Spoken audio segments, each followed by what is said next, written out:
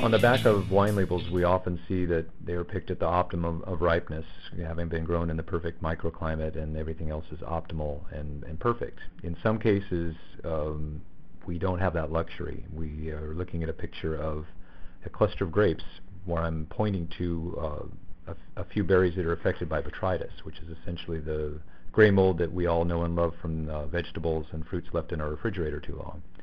And once the conditions are correct for this mold to grow on the grapes, they can take over an entire vineyard and entire clusters very rapidly. So in this case, this is a cluster of grapes that is affected with Botrytis, and in another day or two, this entire cluster would be so involved that we would not be able to make quality wine out of it.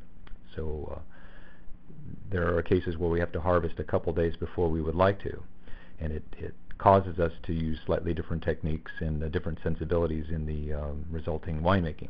Is the Botrytis the organism that also sweetens up the Sauternes when they're left? Yeah, it's sort of a good news, bad news thing. In certain late harvest styles of white wines, it's a sought after and much loved result.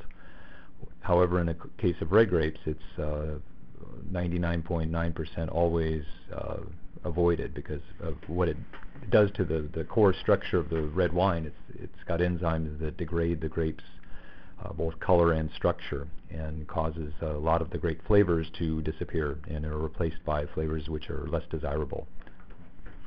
How do you or your grape growers decide when to harvest? This seems like this all comes together pretty much in the fall. Must keep you pretty busy.